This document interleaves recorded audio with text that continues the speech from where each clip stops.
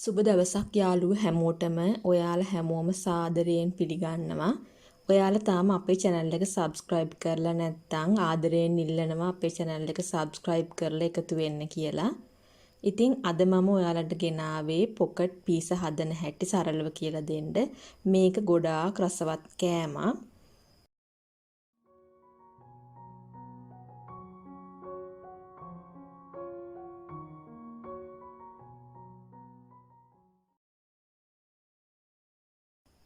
ඉතින් අපි බලමු පිටිමොලිය අනන්න අපිට මොනවාද අවශ්‍ය කියලා. මං අරගෙන තියෙනවා පාන් පිටි කප් 2ක්, ඔලිව් ඔයිල් සුවල්පයක්, ඔලිව් ඔයිල් නැත්නම් පොල් තෙල් හරි කමන්නේ ගන්න. සීනි තේ හැඳි 2ක්, ඊස් තේ හැන්දක් විතර, ලුණු සුවල්පයක්, මද රස්නෙන් කිරි කෝප්පයක් ඕනේ.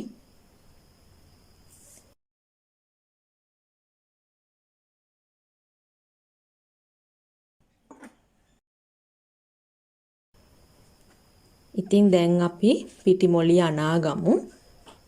මුලින්ම පිටිවලට ඊස්ට්, ලුණු, සීනි දාලා මේ විදිහට මිශ්‍ර කරගන්න.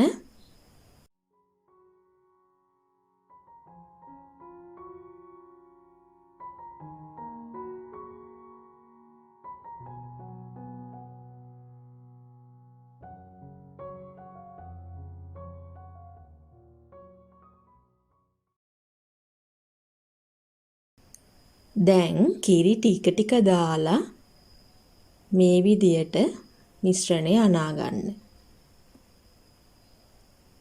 කිරි ඔක්කොම එකපාර දාන්න යන්න එපා. ටික ටික දාලා හිමීට මොලිය අනා ගන්න. අතේ නොඇලෙන පදම එනකම්ම හිමීට අනා ගන්න.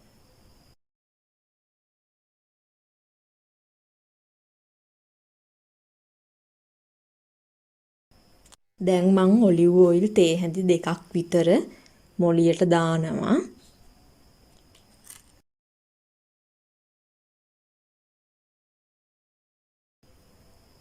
තෙල් ටික දාලා ආයේ මේ විදියට පිටි ඩෝ එක අනා ගන්න.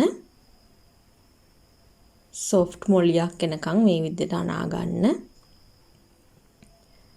දැන් මම මේ පිටි ඩෝ එක පැයක් විතර පිපෙන්න තියනවා මේ විදියට වහලා. අපි ඒ අතරේ හදාගමු මේකට දාන්න ඕනේ ඩෙවල් එකක්. ඔයාලට කැමති මිශ්‍රණයක් පාවිච්චි කරන්න පුළුවන්.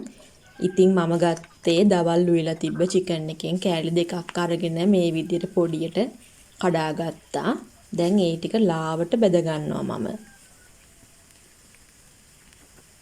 ඔයගොල්ලන්ට සැමන්, මාළු, බිත්තර ඔය වගේ ඕන දෙයක් පාවිච්චි කරන්න පුළුවන්. ඊට පස්සේ පෑන් එකකට තෙල් ටිකක් දාලා රත් වෙන්න තියලා ඉඟුරු සුදු ලුණු අමු මිරිස් මාළු මිරිස් දාලා මේ විදිහට මම මිශ්‍ර කරගත්තා.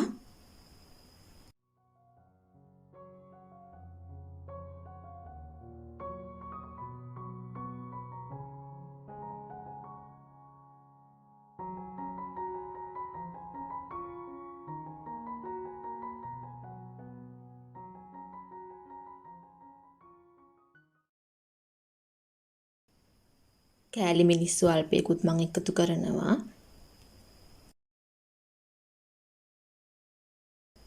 ගම්බිරිස් ලුණු ඒවා ටිකක් එකතු කරනවා රස අනුව.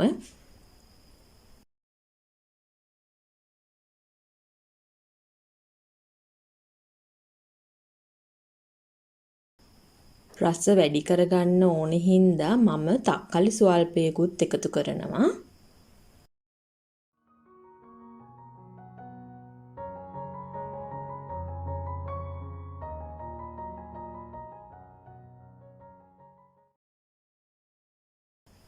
සෝස් ස්වල්පයකුත් මම මිශ්‍රණයට එකතු කරගත්තා.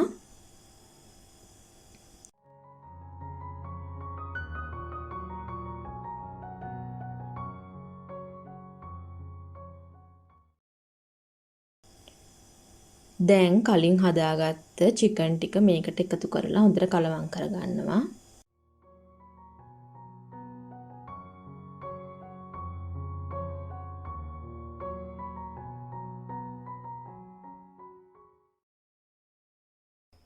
දැන් අපි බලමු අපේ පිටි මොළිය පැයකට පස්සේ මේ විදියට හොඳට පිපිලා තියෙනවා.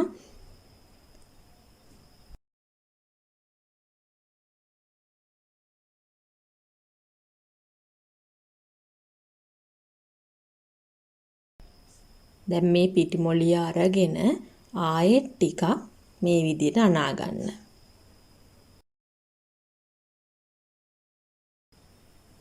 විනාඩියක් විතර අනාගත්තාම ඇති.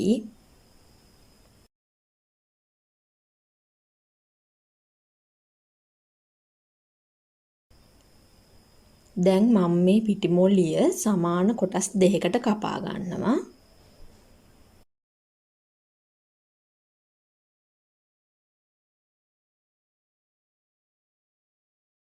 දැන් පිටි ටිකක් ලෑල්ලට ඉහලා පිටි ඩෝ එක මේ විදියට පැතලි කරගන්න.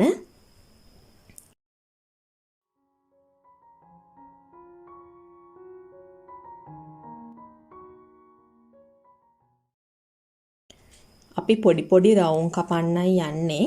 ඉතින් ඕගොල්ලන්ට කැමති කටර් එකක් ගන්න පුළුවන්. මම නම් බෝතල් පියනක් ගත්තේ. ඔයාලට මීට වඩා පොඩි කටර් එකක් වුණත් පාවිච්චි කරන්න පුළුවන්. මං ටිකක් ලොකු එකක් ගත්තේ. මේ විදිහට තද කරලා රවුම් හදාගන්න.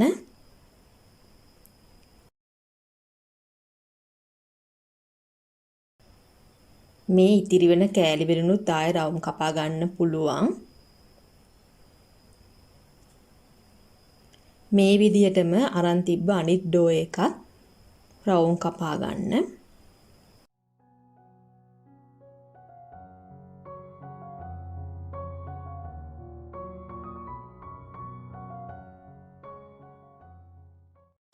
දැන් මේ පුංචි රවුමක් අරගෙන මේ විදියට සෝස් ටිකක් ගාලා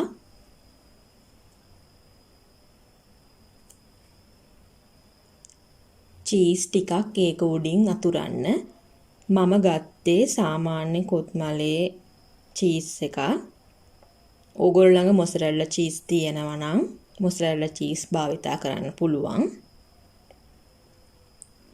ඊට පස්සේ මිශ්‍රණය මේ විදියට චීස් උඩින් තියලා ආයෙත් චීස් චුට්ටක් විතර මිශ්‍රණය උඩින් තියන්න.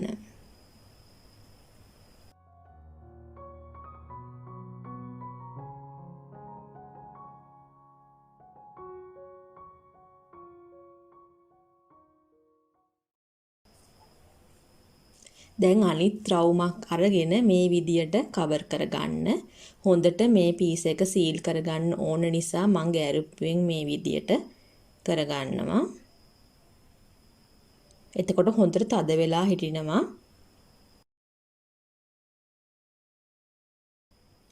ගෑරුප්පුවෙන් මම උඩ හිල් තියන්නේ ඉක්මනින් මේ පීස ටික බේක් කරගන්න ඕන හින්දා.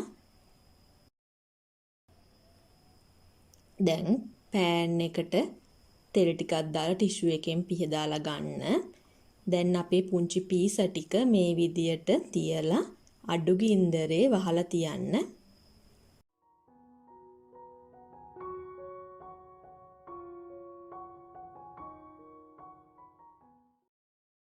විනාඩි 5ක් විතර ගියාට පස්සේ ඇරලා බලන්න මේ විදියට බ්‍රවුන් පාටක් වෙලා තියෙනවා.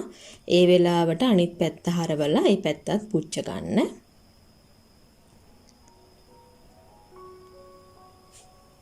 විනාඩි 5ක් විතර තිබ්බාම පීස එක හරි.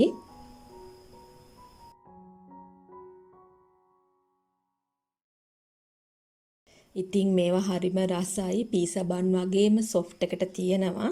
ඔයාලා මේ පීසා පොකට් හදලා මට කමෙන්ට් එකක් දාන්න අමතක කරන්න එපා. යාළුවන්ට බලන්නත් අපේ වීඩියෝ එක ෂෙයා කරන්න. හැමෝටම ගොඩාක් ස්තුතියි වීඩියෝ එක නැරඹුවාට. මෙවැනි වීඩියෝ තවත් නැරඹීමට අපේ ස්මාර්ට් ලයිෆ් YouTube channel එක subscribe කරලා bell icon එක click කරලා තියාගන්න.